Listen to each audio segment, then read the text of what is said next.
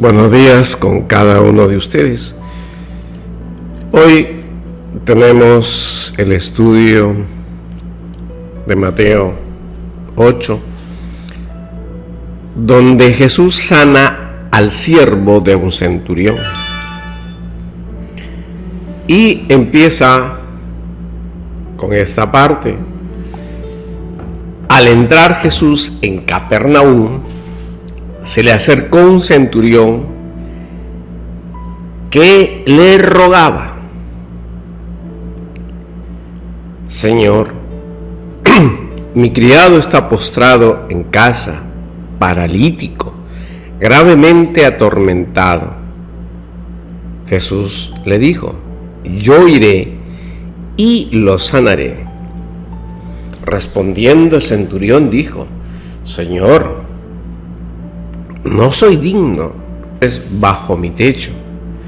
Solamente di la palabra y mi criado sanará. Pues también yo soy hombre bajo autoridad. Tengo soldados bajo mis órdenes. Y digo a este: ve, y va.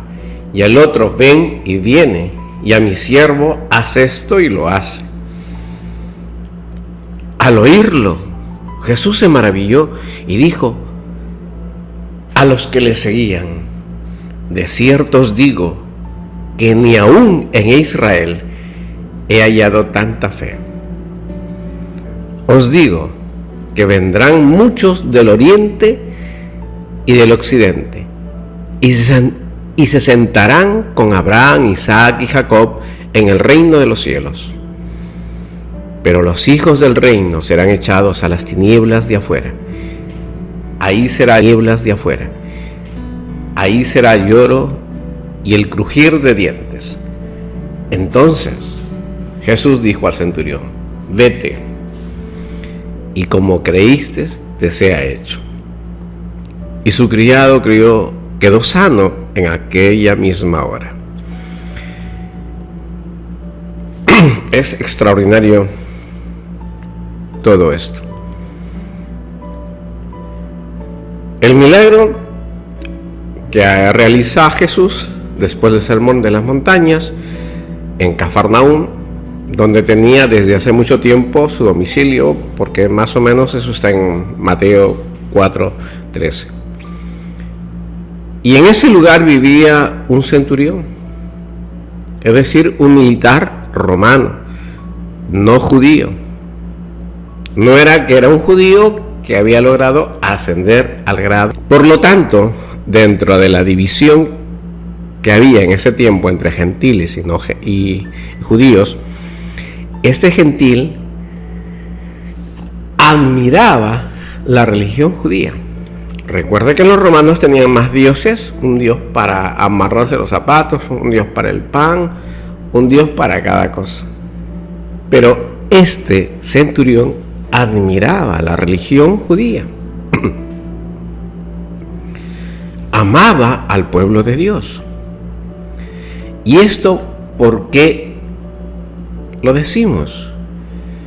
Porque prueba de esto es que este centurión romano había levantado la sinagoga, había construido un templo, una iglesia. Y ese centurión, seguro, la sinagoga, había construido un templo, una iglesia. Y ese centurión, seguro, debería estar a las órdenes de Herodes Antipas, que tenía un pequeño ejército compuesto de tropas mercenarias y extranjeras organizadas al modo romano.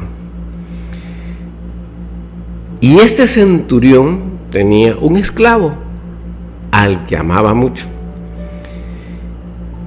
Estaba enfermo de parálisis y próximo a la muerte. En estas circunstancias llega Cristo a Cafarnaúm y el centurión acudió a él con una solicitud de urgencia.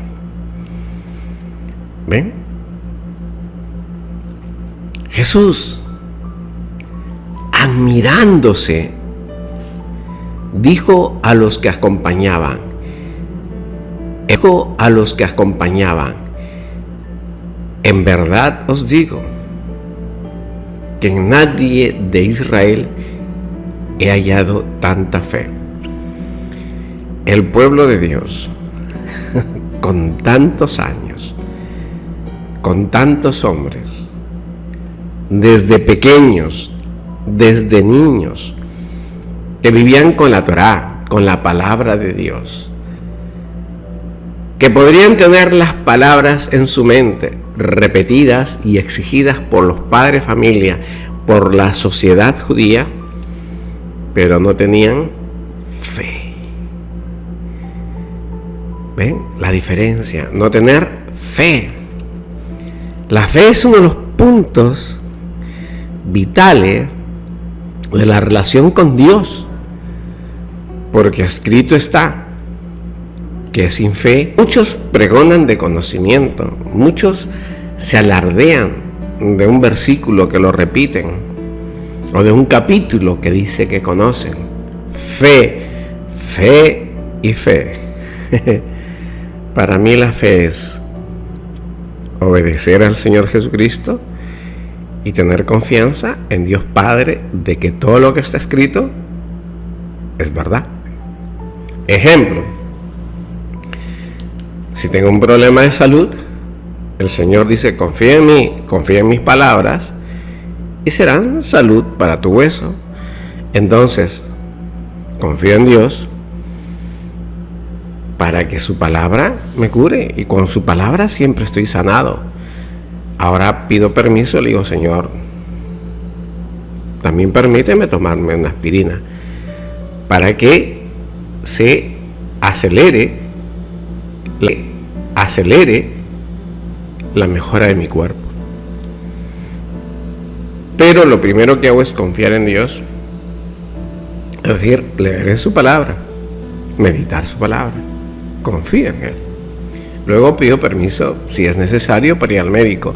Y si estoy enfrente a un médico, mientras estoy yendo, le digo: Señor, ponle sabiduría a este médico, ponle ciencia a este médico, que la medicina que me recete sea la más adecuada para mi cuerpo. Esa es la forma en que tenemos que actuar.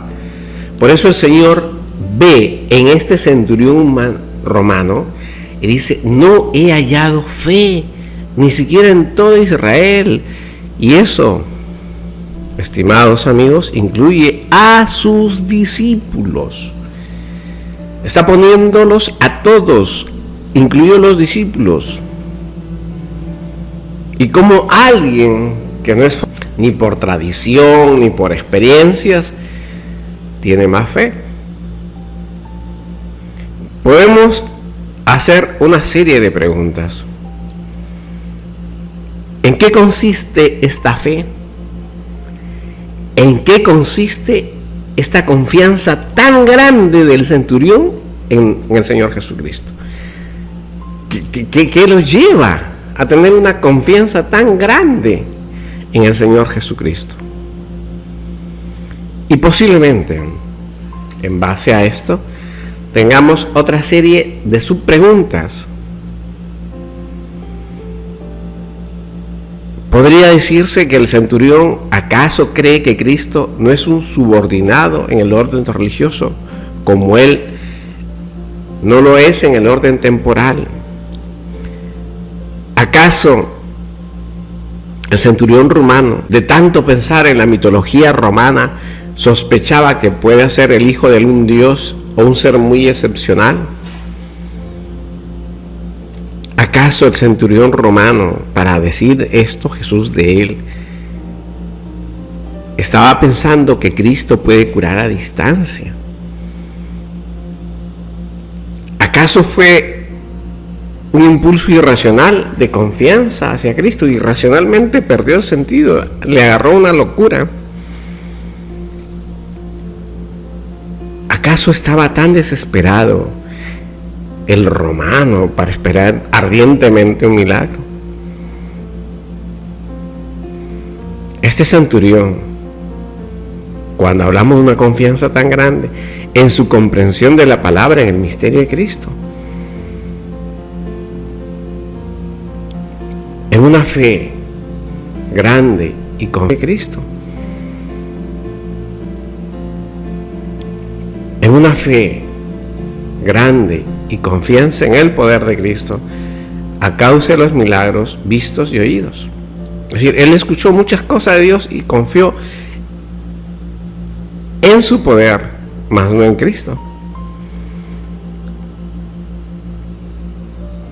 Muy bien, son preguntas que se pueden hacer y es lícito. Pero recuerden que Cristo no está hablando de lo que pensaba, de los motivos, de las razones que impulsaron al centurión romano a ir a buscar a Cristo.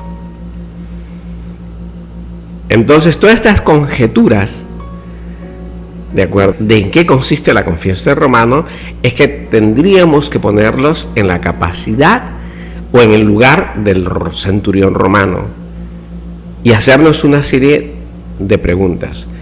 Pero acá tenemos que enfocarnos en que Cristo, el dueño de la vida, el Hijo del Omnipotente, del Omnisciente, el Hijo del Altísimo, Él está afirmando que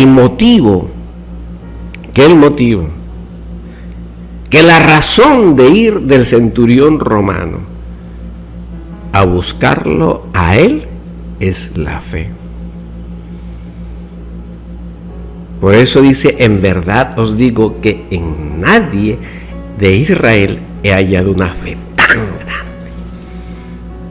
Por eso la postura del centurión casi no nos interesa. Pero sí nos interesa la verdad que Cristo está que nos transmite. En los tiempos actuales, en lugar de hacer crecer nuestra fe, o por no decir casi, las denominaciones eclesiales que hay, protestantes, católicas, carismáticas, tienen un conjunto de personas fanáticas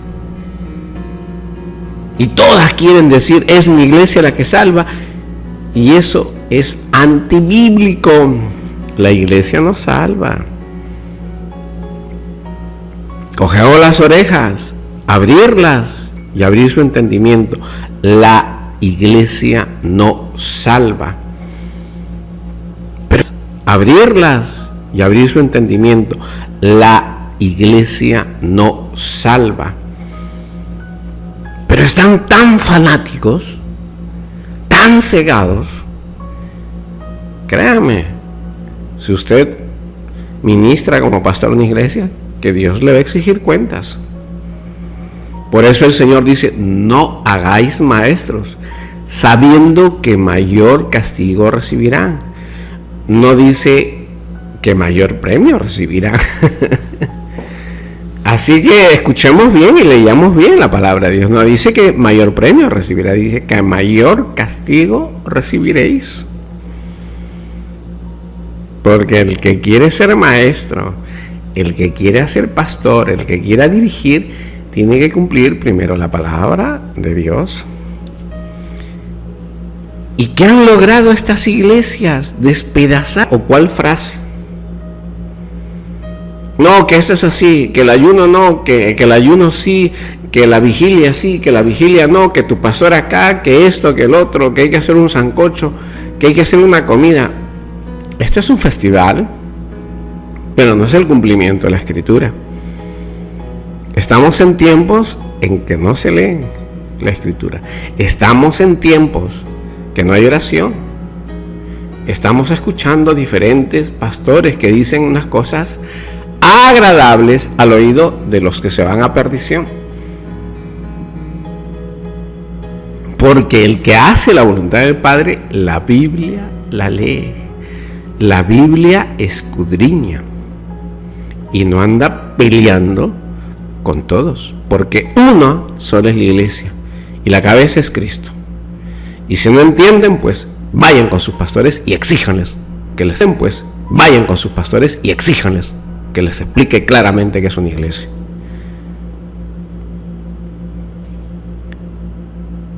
Por eso hay que exhortar a cada congregante tener un mayor sentido común para vivir la vida y con respeto a las Escrituras. Es palabra de Dios, no es palabra de tu pastor. Lo que te salva es la palabra de Dios, no la palabra de tu pastor. No es la palabra del congregante, lo que salva es la palabra de Dios. La palabra de Dios es la semilla que se siembra en la tierra que somos nosotros. Lee la palabra de Dios. Lee.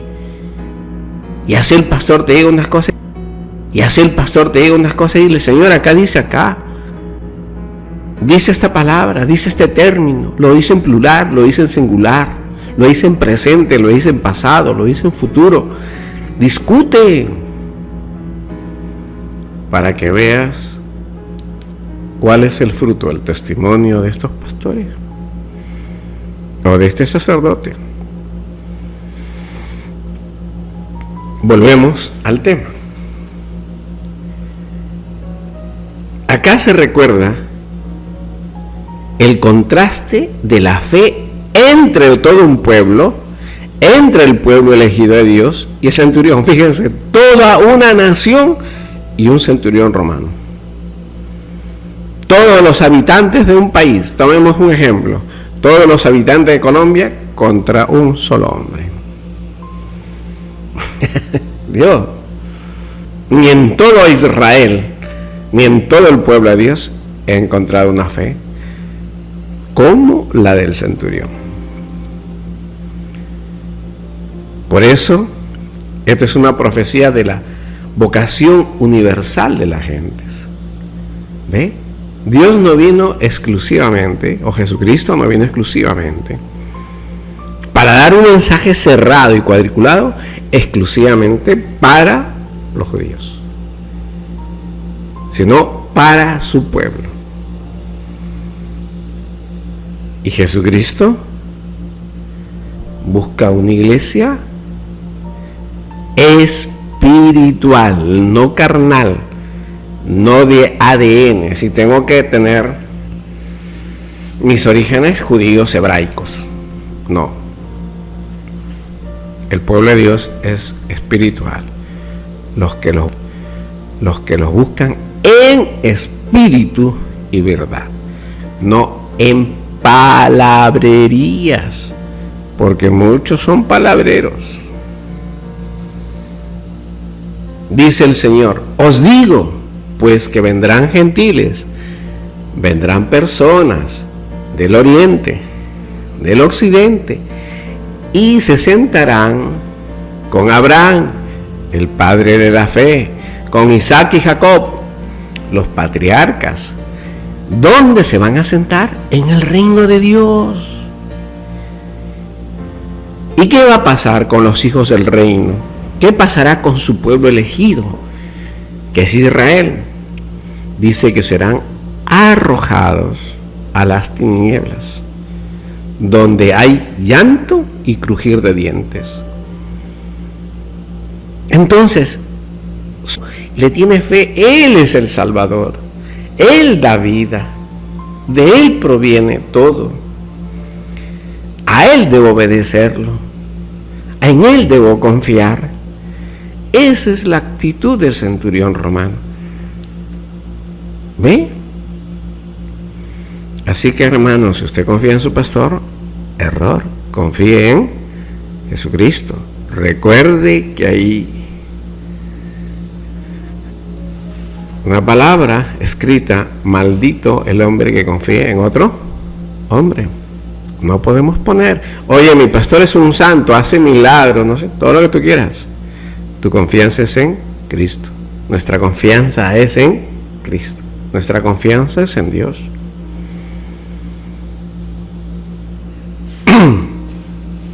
La Escritura a pesar de que hay libros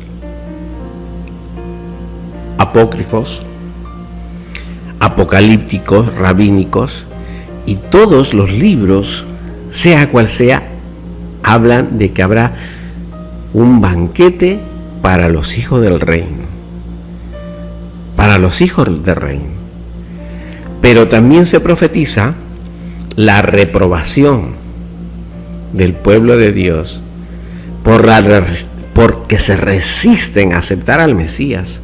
Por eso son reprobados.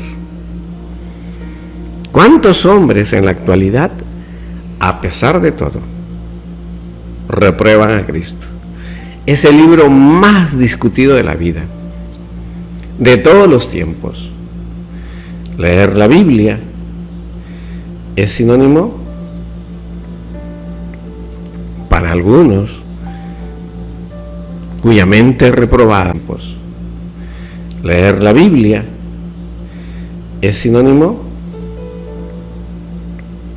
para algunos cuya mente es reprobada ante Dios, de que somos torpes, ignorantes o payasos o mediocres, o que somos incompetentes. Y te digo, estimado oyente, si tú estás en esa postura, que nos crees un retrasado mental o crees que nuestra vida ha sido un fracaso, pues te equivocas. Te equivocas grandemente. Estás equivocado. Porque de Dios viene el conocimiento, de Dios viene la sabiduría, de Dios nos da la paz que sobrepasa todo entendimiento. Es bueno, no hay diferencia que hay. Porque de Cristo viene la ciencia, de Dios viene la sabiduría, la inteligencia, que sobrepasa lo que tú limitadamente puedes aprender en base a unos libritos que han puesto algunos científicos que con mucho esfuerzo han pensado alguito, y con eso alguito piensan que van a cambiar el mundo. Y no pueden cambiar el mundo, es algo tan simple, no pueden, ni lo harán jamás. Está demostrado históricamente. Lean un poquito más y se darán cuenta. Ahora, seguimos retomando el tema. El Señor le responde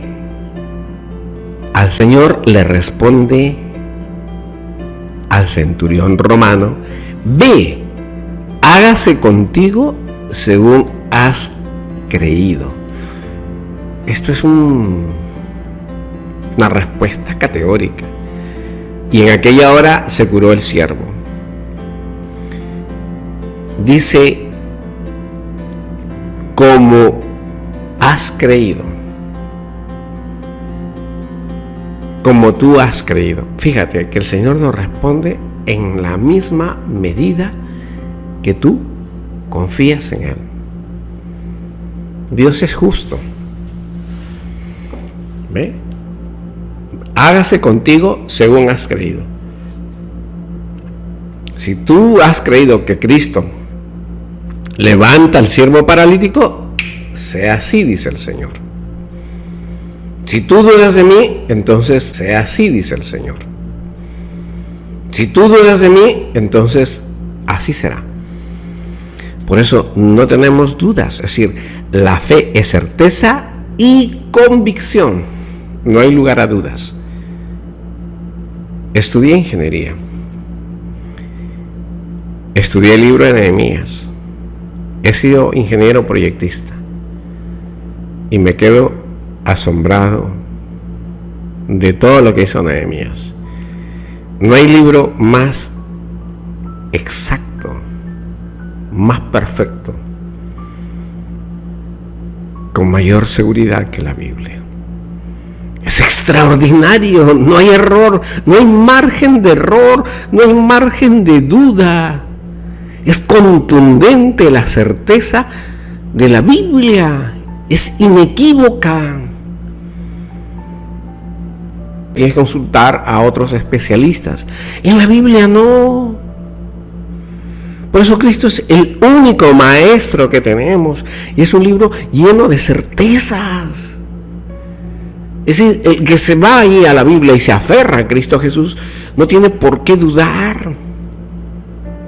¿Qué aflicciones va a haber? Sí, porque Cristo en ningún momento dijo, bueno, el que vino conmigo va a estar ahorita en el paraíso y no va a pasar, y acá en la tierra va a disfrutar de la vida y va a gozar y todo será sonrisa y tendrá la billetera gruesa de plata, de dinero. No, Cristo nos ha ofrecido aflicciones.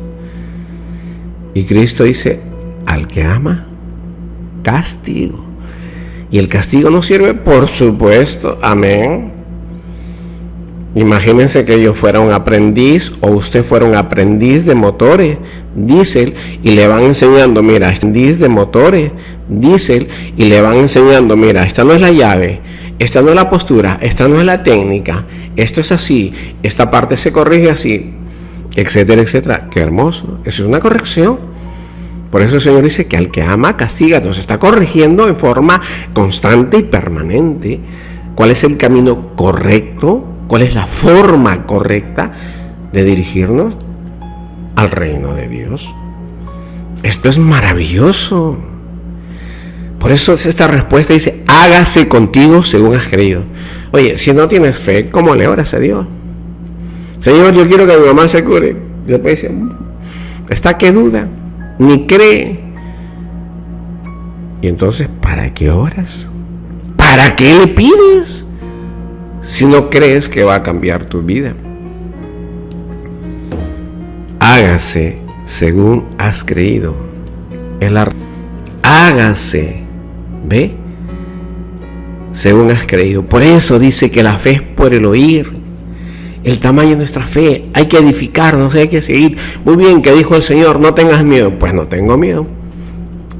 Oye, sí, pero me asusta la oscuridad. Pero el Señor me ha dicho que no tenga miedo. Y vas venciendo, te vas ejercitando. El Señor dice que no me preocupe. Señor, yo sé que tengo que pagar deudas. Señor, yo sé que mis hijos se portan mal. Señor, yo sé que me duele el pie. Señor, yo sé que mañana pues no tengo el pan para comer, pero confío en ti.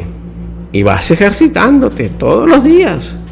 Todos los días te ejercitas en la fe, como salir a caminar, como salir a montar en bicicleta, como hacer un deporte, como lavar los platos, como limpiar la cocina, como limpiar tu ropa, como tener una disciplina para ver televisión, horarios, horas de dormir, el ducharte, el bañarte. Como te estás ejercitando, lo mismo en la fe. Lo mismo. Y cuanto más te ejercites en la confianza y en el obedecer a Dios, tu fe crece. Y para el que tiene fe, nada es imposible. Pero si no te ejercitas en fe, en la confianza en el Señor, en obedecer a Dios, entonces ¿de qué te quejas? Te quejas porque tú quieres.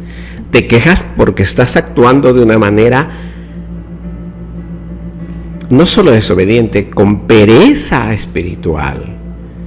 Y con pereza y flojera espiritual no vas a construir nada. Porque estás actuando conforme a lo contrario que está ordenado en la Biblia. En la Biblia dice, esfuérzate y sé valiente. Esfuérzate y sé valiente. Esfuérzate y sé valiente, nos dice. Y si no quieres ser esforzado y valiente, ¿qué esperas entonces? ¿Qué esperas? Este hombre era esforzado, este hombre era militar, disciplinado, convencido de que Jesús el Cristo es el Hijo de Dios. Seguimos conversando un poco más y tenemos que el Señor, volvemos, había enseñado a los discípulos en el monte y sanado en la falda a un leproso. Después de sanar al leproso viene a Cafarnaúm porque, digamos, Primero limpia a los judíos y luego a los gentiles. Cafarnaúm, que significa valle de la abundancia. Cafarnaúm, campo de consolación, que podríamos decir que representa una iglesia en la que debían de formarse a los gentiles, el cual estaba lleno de una abundancia espiritual, porque hay palabras en los salmos que dicen: quede mi alma bien llena de ti como manjar pequeño y jugoso. Eso es en Salmos 62:6. Y entre las aflicciones del mundo se consuela con las cosas del cielo. Según las palabras del Salmo, todo consuelo ha alegrado mi alma. Salmo 93:18. ¿Por qué 93:18? Porque se dice: y habiendo entrado en Cafarnaúm, se acercó a él un centurión. No dijo muchos, uno. Este centurión es el fruto, digamos, primer fruto de los gentiles. ¿De acuerdo? Y este fruto está comparado con la fe de los judíos, la que ha sido reprobada y considerada infiel, reprobada, jalada, desaprobada. Este hombre tendría que haber oído de Cristo, pero tal vez no vio la curación del leproso, pero sí escuchó. A pesar que los ojos no lo vieron, pero sí escuchado de esta curación, creyó. Y al creer es la fe. ¿Ve? Tal vez este hombre había leído mucho la ley y los profetas, y de Cristo había escuchado sus prédicas, pero él no lo había visto por sí mismo hacer milagros. Por eso el centurión romano, rogándole, le dice: Señor, mi siervo está postrado en casa, paralítico y reciamente atormentado. Ese hombre estaba sufriendo demasiado. Un trabajador suyo. Acá lo que está haciendo el centurión romano es mostrar esta misericordia, este amor, esta bondad por la salud de una persona que está a su cargo, de un sirviente que está a su lado, de un empleado que está a su cargo. Y a este señor no le importa el dinero, porque él pudo llevar un médico, si no le dice la salud. Yo no quiero, le dice, que este sirviente experimente la muerte. No quiero que muera, Señor. Y el Señor lo que está viendo es que no hay la diferencia entre pedir por él y su siervo. Y esta dignidad al centurión, porque no se está diciendo que él es superior al siervo, sino está igualándose al siervo.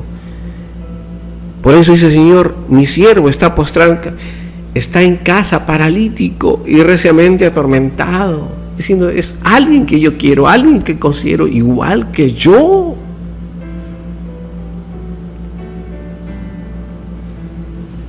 Por eso esto es extraordinario, cómo eso está en la naturaleza mental de este centurión romano. Y veamos también lo que dijo. ¿De acuerdo? Veamos aquí la fe del centurión, el cual no dijo Miren, tenemos que tener mucho cuidado. ¿De acuerdo? Del centurión, el cual no dijo, miren, tenemos que tener mucho cuidado. ¿De acuerdo? Señor, dijo, mi criado está postrado en cama, gravemente atormentado, porque tienes que decir, simplemente le está contando. Ojo, porque tenemos que leer bien todo lo que se está diciendo.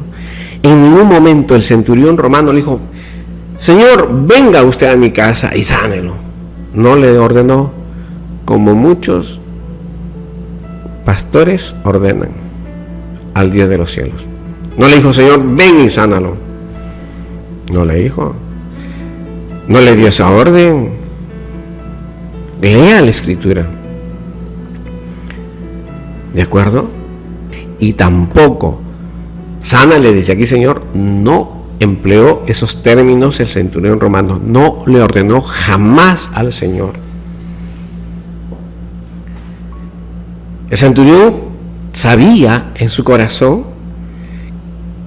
que el Señor le entendería y tendría caridad para oírlo.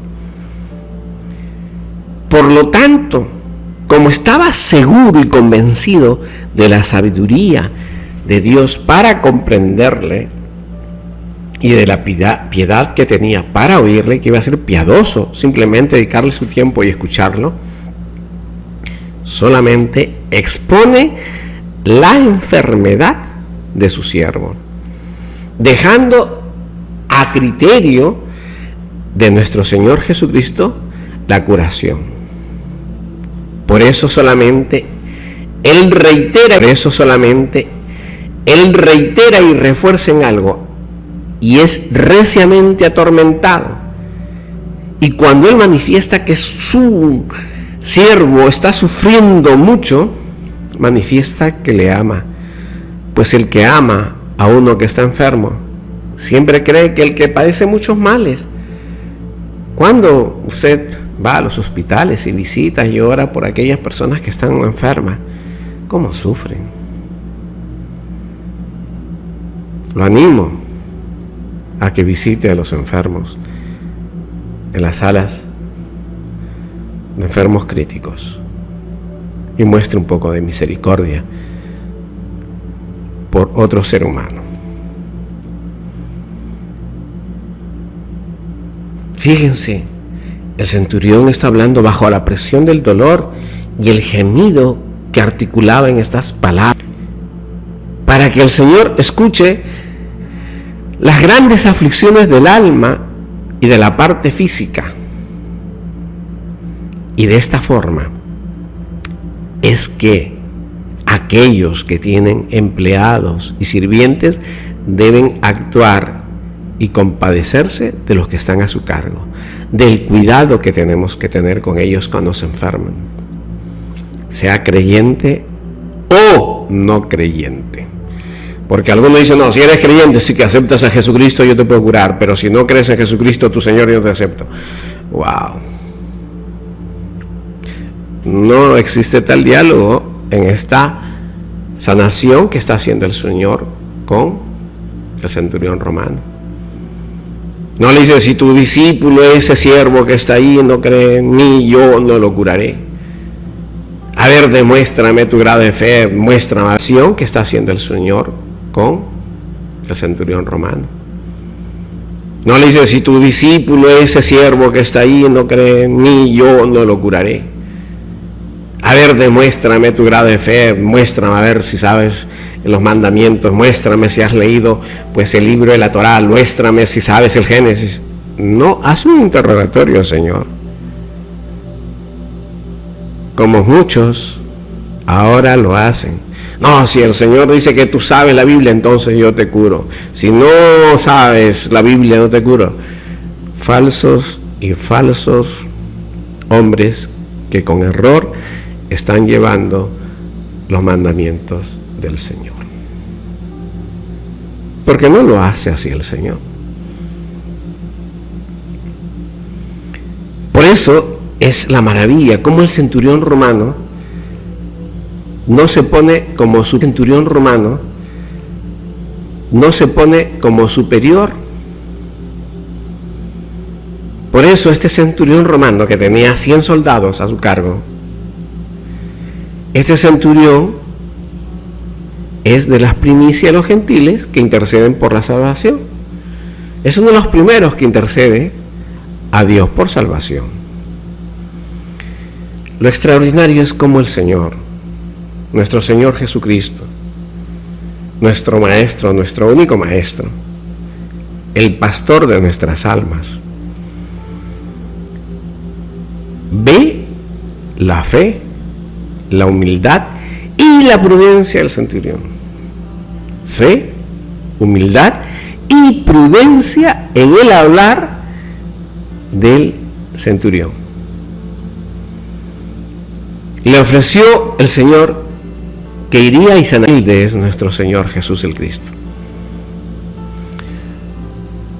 Lo que nunca había hecho Jesús lo hace en este momento.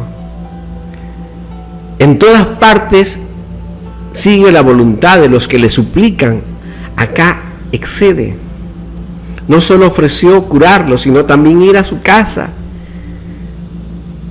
Hizo esto para que conozcan la virtud del centurión. Jesús, con toda su sabiduría, dice: muy bien, voy a demostrarle a este pueblo cómo está este hombre y por qué estoy afirmando que no hay tanta fe en todo Israel como la del centurión.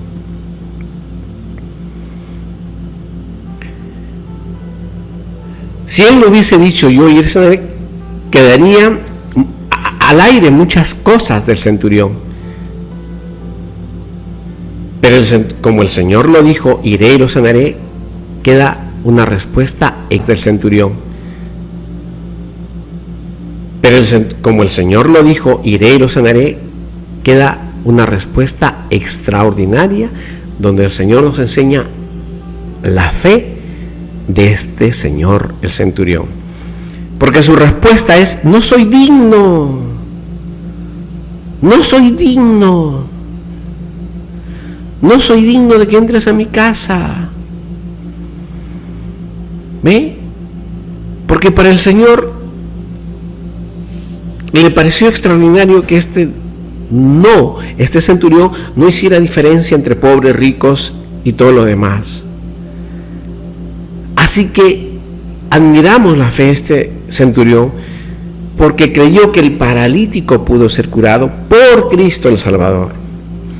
Y ahí también se manifiesta su humildad, en cuanto se considera indigno, Señor, entre su casa. Por eso el Señor centurión le dice a Cristo: Señor, no soy digno que entres en mi casa. No soy digno que entres en mi casa. Por eso, sin duda, creyó el centurión que más bien debía ser rechazado por el Salvador por ser gentil, que por no haber sido judío. Pero como estaba lleno de fe, dijo: Él, el Cristo, puede curar a mi siervo. El gentil y los congregantes actuales que están en las diferentes iglesias piensan que la iglesia de Dios está dividida. Mi iglesia, de una de estas peleas, no están obedeciendo estos congregantes a Cristo, al Salvador de nuestras vidas. Muchos pastores están haciendo un show de la palabra de Dios. Creen que predicar es oratoria, hacer un discurso. Piensan en la metafísica: yo declaro, yo decreto. Os invito, estimados amigos, a dejar la soberbia y corregirse. El Señor quiere humildad. Dice: aprended de mí, que soy manso y sencillo de corazón. Y hay muchos que predican la palabra de Dios, que piensan por una palabrita, presumen que saben la ciencia, presumen que Dios le está hablando. Y y que conocen más que Juan el Bautista, que saben más que los apóstoles, más que Juan el Bautista, que saben más que los apóstoles, y no se dan cuenta cómo la soberbia está cerrando su entendimiento y están actuando con una mente reprobada ante Dios. Por eso Dios rechaza al soberbio. Examinémonos y rogámonos, corrijámonos y aprendamos del Maestro, Jesús el Cristo, el Hijo del Altísimo, la humildad, el amor, la misericordia. De esta verdad que es nuestro Señor, sin hipocresía. Recordemos que Dios no puede ser burlado, ni tampoco lo podemos engañar. Así que tengamos presente todo esto. La Biblia también afirma que el centurión, que su siervo puede ser curado, porque toda la salvación de los gentiles procede de la fe. ¿De acuerdo? Y la vida consiste en el cumplimiento de los mandamientos de Jesucristo. Por eso dice algo que pareciera no tan importante, pero sí lo es. Le dice el centurión a nuestro Señor: pues yo también soy hombre, sujeto a otro, que tengo soldados a mis órdenes, y a este digo ve y va, y al otro ven y viene, y a mi siervo hace esto y lo hace. ¿Ve cómo el centurión romano está entendiendo más la fe que nosotros, que es cumplir, obedecer una orden? Eso le está diciendo a todos nosotros el centurión: obedezcan. Obedecer, cumplir una orden. Por eso está insistiendo acá en la obediencia a los mandamientos del Señor. Cuidarnos de hacer tanta actividad social como si eso exigiera la Biblia. De mucho activismo, de muchas actividades, que empanadas, que arepa, que no sé, que calditos y tantas cosas, que rifas. Oye, ¿y cuándo tenemos la comunión con Dios y la relación con Dios? ¿Acaso es tan fácil vencer al hombre viejo que vive en nosotros? ¿Acaso es tan fácil dejar los malos hábitos? Pues le digo que no. Bueno, y entonces sigue el Señor, y dije el Señor, el centurión, y le dice: yo también tengo poder para mandar. Y es otra forma de decir: cuánto tú, Cristo, el Señor de todas las potestades, puedas hacer. Y es otra forma de decir: cuánto tú, Cristo, el Señor de todas las potestades, puedas hacer. Muy bien, espero que hemos aprendido algo y que el Señor nos guíe en esta vida, andar en caminos de santidad y justicia. Que el Señor Jesucristo nos ayude en nuestra incredulidad. Que el Señor Jesucristo, con el apoyo de Dios Padre y de su Santo Espíritu, nos ayude, nos dé soporte para salir victoriosos en esta lucha diaria